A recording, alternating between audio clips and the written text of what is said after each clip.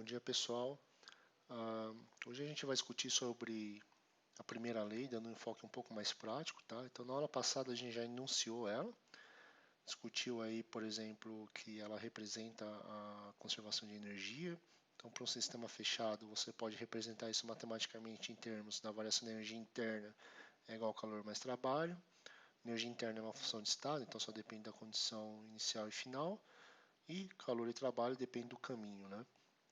A gente viu aí que os cálculos são utilizando processos reversíveis, em que a gente considera um movimento quase estático, de tal forma que a variação temporal dessas propriedades é praticamente nula, e a gente considera então o caso de equilíbrio e a gente pode aplicar diversas ferramentas matemáticas aí no cálculo dessas propriedades. A gente viu alguns conceitos, que é um sistema isolado, sistema fechado, sistema aberto, né? Viu que é uma propriedade intensiva, uma propriedade extensiva, etc.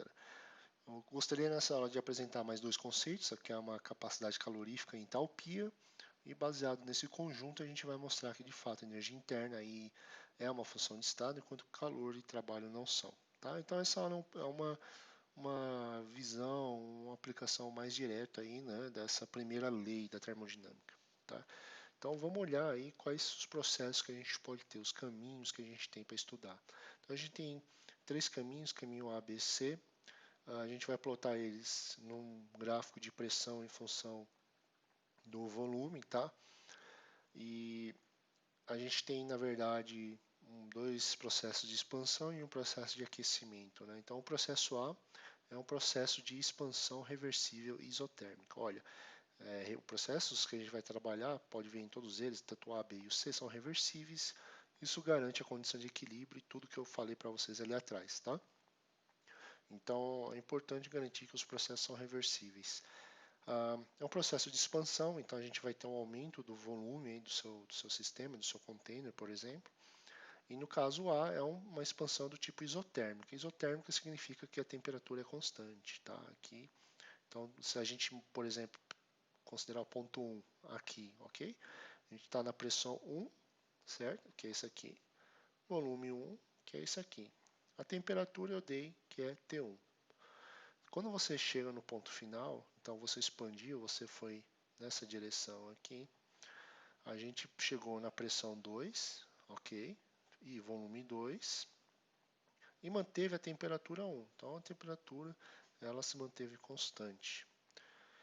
No caso B, há também uma expansão, o volume aumenta, né? Só que a gente sai da pressão 1 para a pressão 3, né? Mantendo aqui um volume 2. Então sai da pressão 3 para no volume 2 e varia-se também a temperatura. Veja que agora essa expansão resultou numa variação de temperatura. A gente precisa entender por que isso acontece, tá?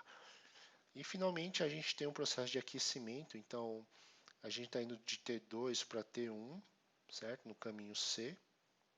Então necessariamente eu já estou te falando que é um aquecimento, então T1 vai ser maior que T2, ok? Há volume constante, ou seja, o volume aqui não varia, a gente mantém a V2, tanto aqui quanto nesse ponto aqui, V2. Eu esqueci de falar, muito importante, que o processo B, né, ele é uma expansão reversível do tipo adiabática. Né? O que é adiabática? Adiabática, pessoal, o sistema não vai trocar calor com as vizinhanças, então a gente vai ter Q igual a zero. Isotérmica, eu falei para você já, então é para um caso em que a temperatura vai ser constante, ok? Muito bem, eu vou utilizar esses diagramas nos próximos slides, porque se a gente precisar voltar, ele já vai estar ali do lado. Tá bem? Vamos começar pelo caminho A. Bom, o caminho A é o caminho, esse caminho em vermelho, então ele vai sair da condição 1, que é a pressão 1, volume 1, temperatura 1, e vai até a pressão 2, volume 2, e mantém a temperatura 1. Então, a temperatura aqui é mantida constante. Então, é um processo do tipo isotérmico. Então, nos casos que a gente vai trabalhar, a gente vai utilizar um gás ideal, tá, pessoal? Vamos utilizar aqui um gás ideal. E o fato de a gente utilizar um gás ideal, a gente tem algumas características, né? Você lembra muito bem. A característica mais importante e principal que eu gostaria de discutir aqui é que para o gás ideal, a energia interna não vai depender do volume, certo? Como que eu escrevi isso matematicamente? A variação da energia interna com o volume vai ser nula, certo? Para uma dada temperatura. A temperatura é constante. O que isso quer dizer, pessoal? Quer dizer que o fato de eu variar o volume ou a aproximação média aí dessas moléculas entre si não vai alterar a energia interna. Isso é um indicativo de que, de fato, para esse gás eu não tenho forças intermoleculares. Então, para o gás ideal, você pode variar o volume, que não tem problema. A variação de energia interna não vai ter nenhuma dependência. A única coisa que vai afetar a energia interna para um gás ideal vai ser o que? Temperatura. Tá? Então, vamos mostrar aqui. A gente tem que essa relação é zero, certo? Se essa relação é zero, isso aqui é a mesma coisa de dizer, pessoal, que o nosso DU é zero. A variação de energia... Opa, deixa eu arrumar aqui. A variação de energia interna é zero, ou da forma integrada, né, vai ser zero. Isso aqui é a mesma coisa de dizer que U2 menos U1 é zero. Ou seja, U2 é igual a 1, certo? Que é igual a 3 meios de RT, que é a energia cinética molar, ou a energia translacional dessas moléculas aí, certo? Então, se você quer mexer na energia interna de um gás ideal, você tem que mexer na temperatura. E como a gente manteve sempre temperatura 1, então a energia interna vai ser igual tanto no estado 1 quanto no estado 2, e a variação de energia interna tem que ser nula. Ok? Então, por um processo, no caso, uma expansão isotérmica, né, de um gás ideal, a variação de energia interna tem que ser nula. Bom, a gente pode aplicar a primeira lei aqui, certo? Vamos ver o que acontece quando a gente aplica a primeira lei. A primeira lei vai ser o quê? A variação de energia interna, né, vai ser igual à variação do calor mais a variação do trabalho para um sistema fechado, né? Eu falei que esse cara aqui é zero, então dU é zero. Então a gente vai ter o quê? A gente vai ter que a variação do seu trabalho, do sistema, vai ser igual a menos a variação do calor. Lembra que esse delta aqui é uma diferencial, só que é uma diferencial inexata porque não é função de estado. Muito bem, a primeira lei me dá isso aqui. A gente pode tentar analisar da forma integrada, que talvez fique mais fácil. Então, se eu integrar essa diferencial, ou seja, pegar o trabalho W maiúsculo, vai ser o quê? A integral do ponto 1 ao ponto 2 dessa diferencial do trabalho infinitesimal. Isso aqui nada mais é que, se a gente substituir aqui o trabalho pelo calor, vai ser o que? Menos, né, a integral de 1 a 2 da variação do calor, que nada mais é que o menos calor desse processo. Nada mais, eu escrevi aqui de uma forma diferente, mas é a forma integral que é equivalente, tudo bem? Bom, vamos pensar como que seria aqui um trabalho para um caso de um gás ideal, né? Vamos manter aqui nesse slide aí no caminho A. A gente lembra que para um gás ideal, a equação de estado que escreve o sistema, o que é? PV igual a nRT, certo? Eu posso isolar esse cara e escrever assim. P vai ser igual a nRT dividido pelo volume. Beleza, agora eu posso utilizar a equação do trabalho. O que é? Trabalho é igual a integral menos a integral de P dV, certo? A gente vai partir do volume 1 até o volume 2. Isso aqui, se você substituir na equação, vai dar o que? Menos a integral de V1 a V2 nRT sobre V dV, certo? Então, eu vou colocar as constantes para fora, vai ser nRT, né, integral de V1 V2, 1 sobre V dV. Bom, aí você já está muito craque, né, na parte de integração, eu nem vou fazer isso em detalhes, mas você sabe que essa integração vai resultar nisso. Então, aqui o trabalho vai ser menos NR, qual que é a temperatura que a gente estava? Temperatura 1, né? Então é T1, ln de V2 por V1. Olha aqui, é essa forma que você vai usar para calcular o trabalho de um processo de expansão. A temperatura constante, um processo isotérmico, para um gás ideal, certo? Então, se o W, o trabalho é esse, qual que é o valor do calor? O calor vai ser o quê? Sinal oposto. Vai ser mais NR T1 Ln de V2 por V1. Beleza? Que mais outra informação que a gente sabe? A gente sabe que a variação da energia interna é nula. Como é uma expansão, pessoal, significa que esse termo dV aqui, ó, é maior que zero. Então, o sinal do trabalho tem que ser o quê? Negativo. E o sinal do calor é o inverso do trabalho. Então, o calor tem que ser o quê? Positivo. Bom, isso já me diz bastante coisa. Vamos tentar analisar conceitualmente o que está acontecendo. Vou desenhar um container aqui. Então, sei lá, tem um container com pistão e tem seu gás. Bom, eu estou falando que o trabalho é negativo. Significa que o trabalho foi realizado pelo sistema. Então, houve uma expansão. Então, esse pistão aqui, pessoal, ele moveu para cima, né? Ficou feio demais, espera aí. Esse pistão aqui, ele moveu para cima porque teve uma realização de trabalho. Então, o sistema realizou trabalho. Por isso que o sinal é negativo. Expandiu. Bom, se ele fez isso, ele teve que utilizar a energia. Ele gastou energia em algum lugar. Ele poderia utilizar essa energia da onde? Da energia interna, certo?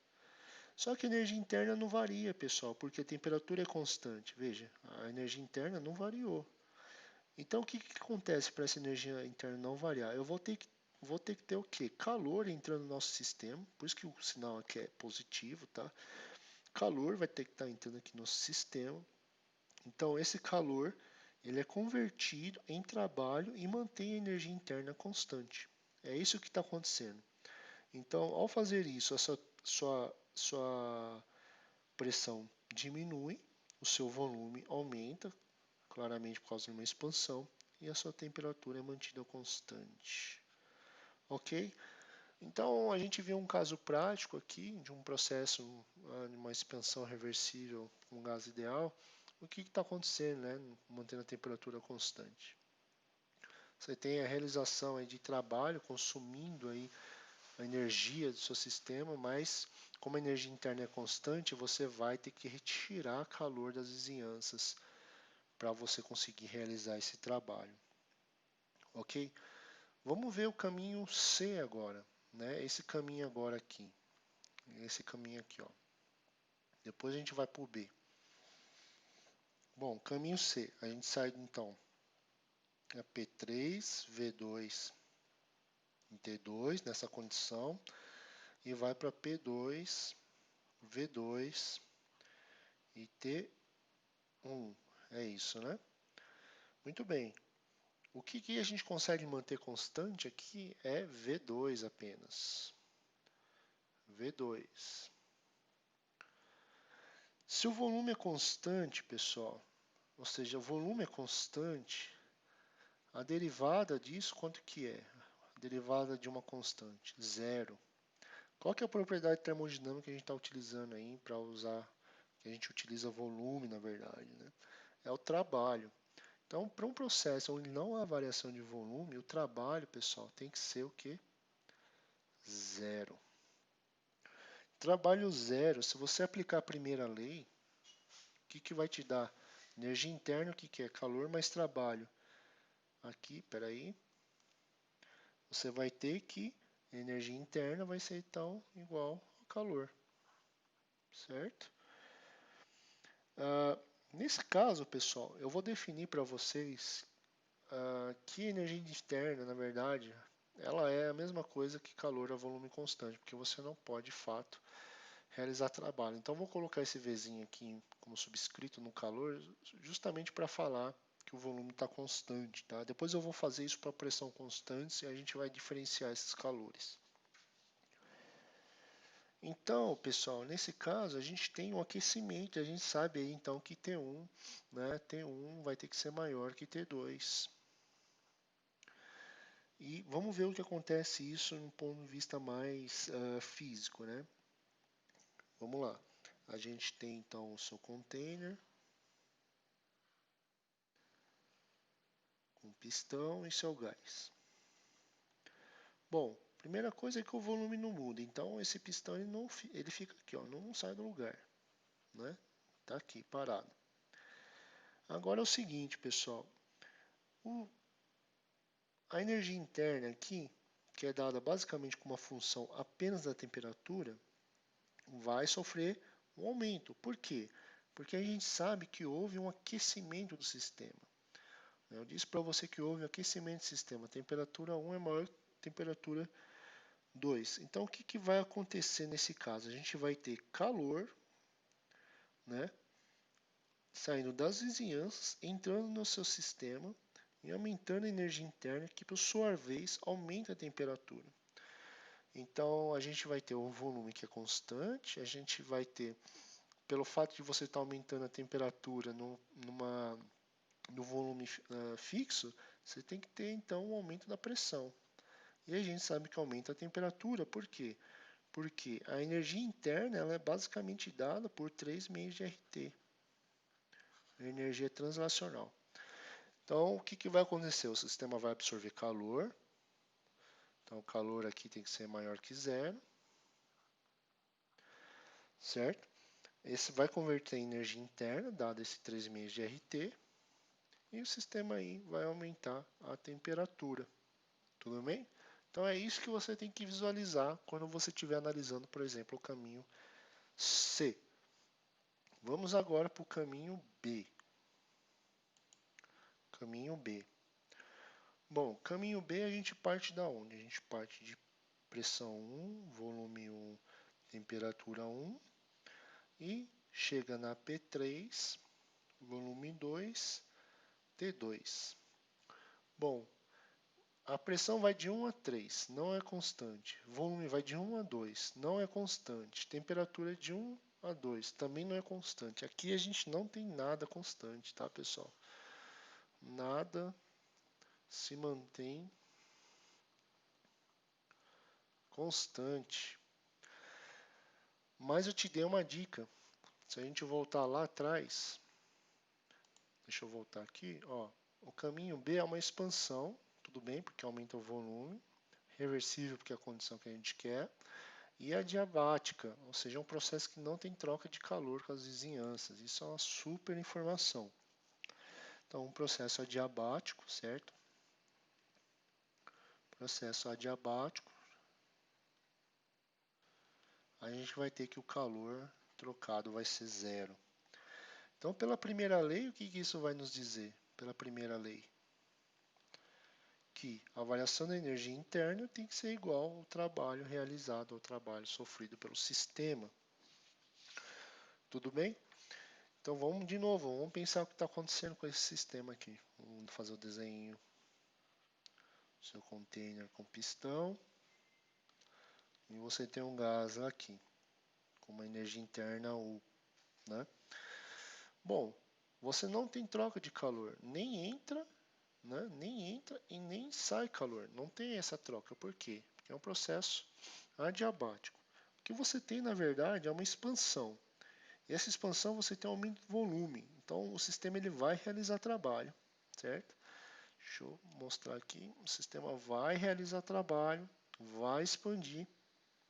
Só que se ele está realizando trabalho, ele precisa dessa energia, de alguma energia para realizar trabalho. Da onde que ele vai tirar? Da energia interna. Então, o sistema utiliza da sua própria energia interna para realizar trabalho, diminuindo a temperatura, certo? Porque a energia interna está relacionada com a temperatura, aumentando o volume e diminuindo a pressão. Então, você vai ter uma expansão, que no caso você tem um aumento do volume, obviamente, diminuição da pressão, como você observa aqui no gráfico, tá? E a diminuição da temperatura, justamente pelo fato de você ter um consumo aí, né, do trabalho. O sistema realiza trabalho consumindo energia que ele tem, que é da energia interna que vem dos seus 3 meios de RT. Então a temperatura cai. Por isso que a gente sai de uma temperatura T1, que é maior, e vai para uma temperatura 2, que é menor. Tudo bem, pessoal?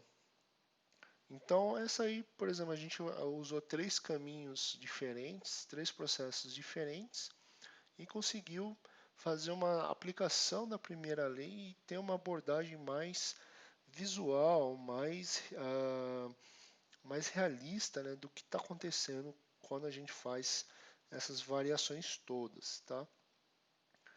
O que eu quero mostrar também para vocês é que, veja que se a gente pegar, vamos voltar lá atrás nos outros slides, nesse slide aqui. Veja que se a gente pegar a energia interna, o cálculo da energia interna do processo A, certo? Ela tem que ser igual ao cálculo da energia interna do processo B mais o processo C. Por quê? Porque é função de estado. Então, se você calcular a variação da energia interna do ponto desse ponto aqui, né, a esse ponto aqui, tem que ser igual a esse ponto aqui, vindo para cá, né, e depois esse cara aqui. Porque é função de estado, não depende do caminho, depende só dos estados iniciais e finais. Então a gente pode checar que a energia interna é função de estado estabelecendo essa condição. Se a gente fizer a mesma coisa para o calor e trabalho, isso não vai acontecer, justamente pelo fato de não ser funções de estado. A gente vai chegar lá. Mas antes disso, a gente precisa introduzir alguns conceitos. Quais são eles? Capacidade calorífica e entalpia. Bom, capacidade calorífica, pessoal, a gente aí descreve aí com um C maiúsculo. O que é uma capacidade calorífica? Ela representa a quantidade de calor que determinado corpo necessita para sofrer uma unidade de variação de temperatura. Então, é basicamente relacionado com o quanto que esse corpo ele consegue manter ou liberar calor, certo? Em relação a um delta de temperatura.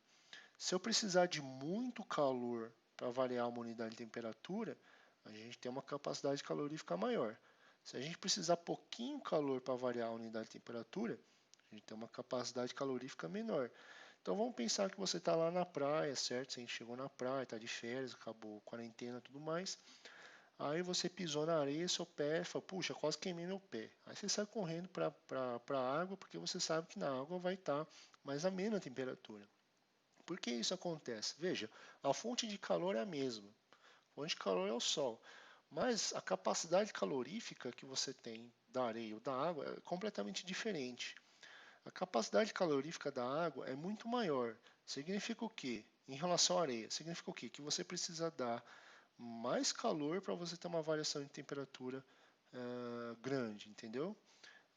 E para a areia você precisa de uma quantidade de calor menor para você ter uma variação de temperatura. Por isso que na areia você vai ter uma temperatura maior.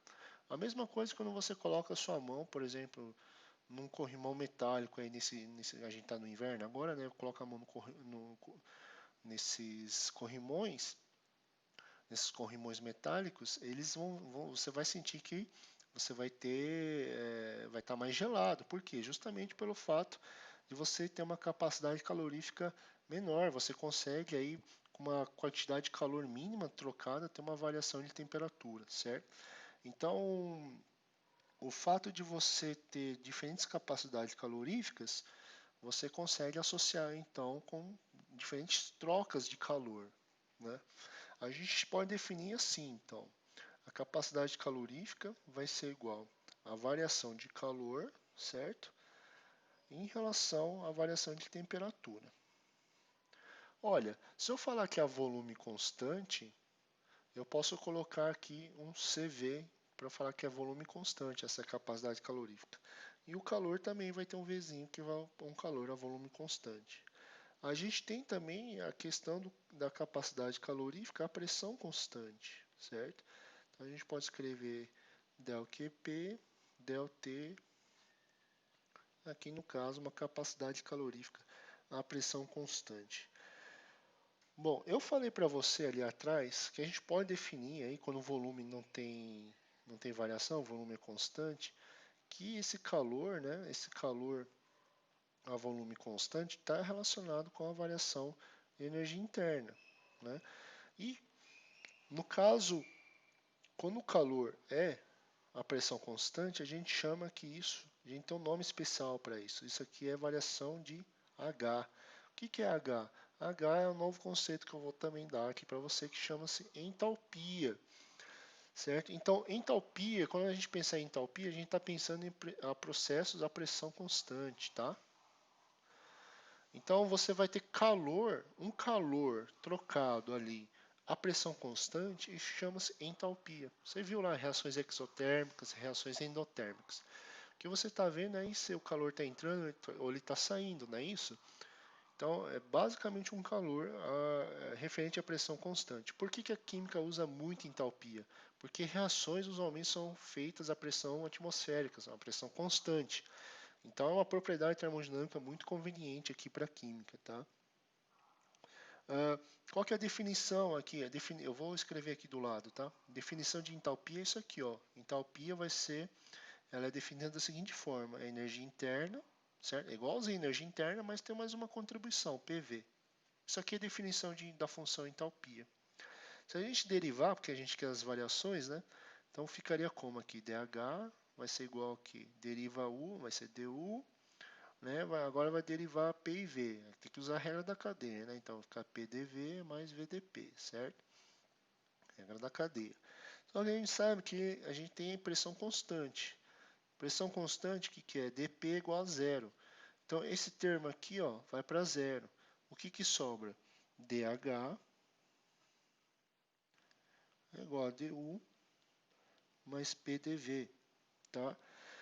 A gente pode escrever isso também, na forma integrada, que vai ser o que? Delta H mais delta H é igual a delta U mais P delta V. O que é isso aqui, pessoal? Né? Primeira lei. Isso aí, calor, a pressão constante. Então, delta H de fato pode ser considerado um calor a pressão constante, certo? Então, agora a gente volta na capacidade calorífica e pode escrever de uma forma um pouquinho diferente.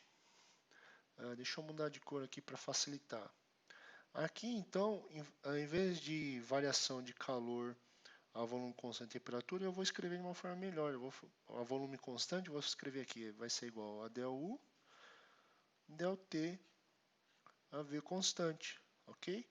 E para pressão constante, a gente vai falar de entalpia. Então, tá dH, ΔT, a pressão constante.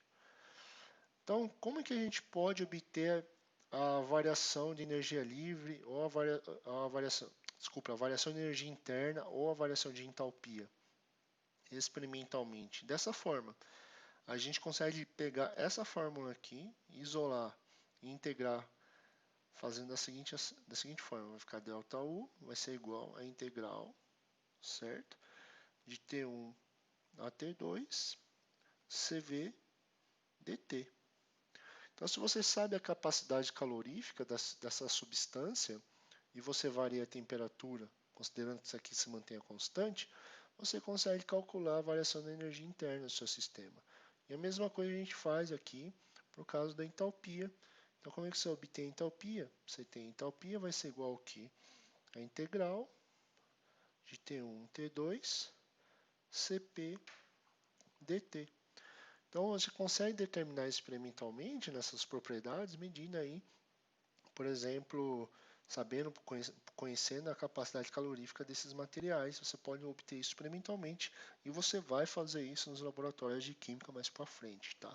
Então, você já está vendo aí mais ou menos como que isso é feito. Bom, muito bem. Baseado nisso, pessoal, agora a gente pode utilizar essas informações que eu discuti com vocês para mostrar que, de fato, a energia interna é função de estado, calor e trabalho não são. Então vamos realmente provar aqui para você que a gente tem isso. Então para o caminho A,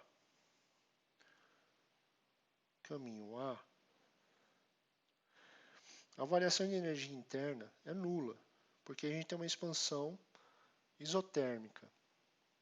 um gás ideal. A gente mostrou lá atrás. Como é que ficaria para o caminho B mais C? Bom, a gente tem então a variação da energia interna do processo caminho B mais variação da energia interna do caminho C. Como é que fica a variação da energia interna do caminho B? A gente sai, olha lá no diagrama, vamos voltar lá. A gente sai da temperatura 1, certo? Até a temperatura 2. Então a gente vai integrar a temperatura 1 a 2. No C vai sair do 2 e vai ao 1, ok? Então vamos voltar lá.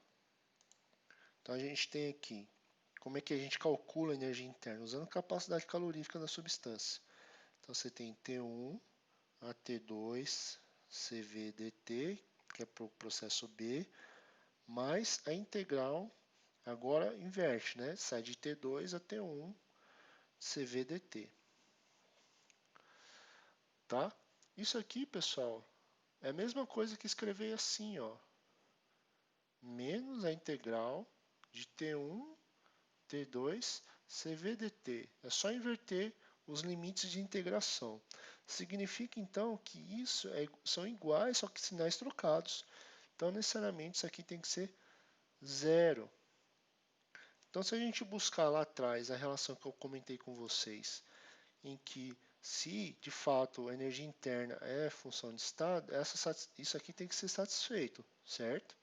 ΔU de A é igual a ΔU de B mais C. Então, isso aqui é zero e a soma desses dois vai dar zero. Então, de fato, a gente consegue mostrar que zero é igual a zero. Então, de fato, a gente consegue mostrar que a energia interna, que no caso, ela satisfaz uma função de estado. Então, a gente pode mostrar aqui que sim, U é função de estado. Ok? Bom, como é que fica aí em relação ao calor? Então, aqui foi o energia interna. Vamos mudar de cor, vamos fazer com o verde agora, que é o calor. Então, o calor, pessoal, do processo A, a gente calculou, é igual ao trabalho sinal trocado. Você vai ter RT, NRT, LN de V2 por V1, certo? Do processo B mais o processo C, como é que vai ser? O processo B é um processo adiabático, então é zero. Mais o processo C, que vai ser igual calor a volume constante, que a gente calculou, que é igual a energia interna. Então isso aqui vai ser igual ao quê? Integral de T2 a T1 CV dt, certo? Então aqui a gente mostra que calor de A vai ser diferente, né, de calor de B mais calor de C, e que mostra que de fato não é função de estado. Calor aqui não é função de estado. E finalmente agora o trabalho, vamos mudar de cor de novo. Vamos ver a cor amarelo. A gente vai ter o que? O trabalho no A, no processo A, o que era? Vai ser igual a menos RT ln de V2 por V1. E a gente tem o trabalho no B mais o trabalho no C, que vai ser o que? O trabalho no B, a gente viu que é igual a energia interna, e o trabalho no C, como o volume é constante, a gente não tem trabalho, vai ser zero. Então isso aqui vai ser igual à integral de T1 a T2 CV dt. Bom, a gente pode ver de fato aqui que a gente não tem, que o trabalho de A é diferente do trabalho de C mais o trabalho de B mais o trabalho de C. Logo, o trabalho também não é função de estado.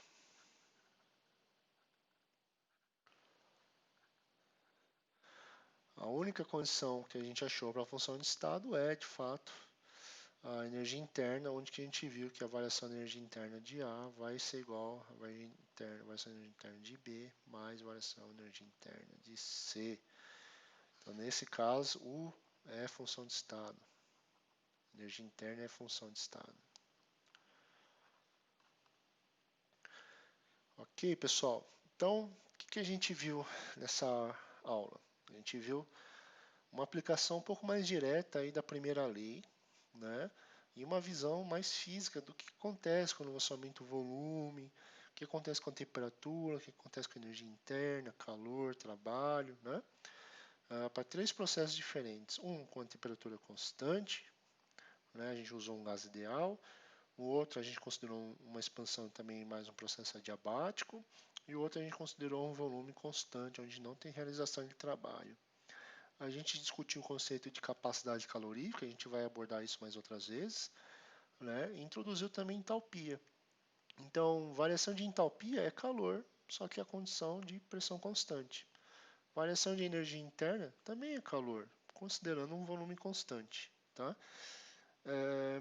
Então, baseado no conceito de capacidade calorífica, a gente conseguiu aí mostrar, através desses caminhos, que de fato a energia interna é uma função de estado, enquanto calor e trabalho não são. Tudo bem? Bom, pessoal, na próxima aula a gente vai começar a discutir algumas aplicações de fato agora na química da primeira lei, tá? Relacionando com o conceito de entalpia. Mas por hoje, ou por agora, é só. Tudo bem? Muito obrigado e até a próxima. Tchau, tchau.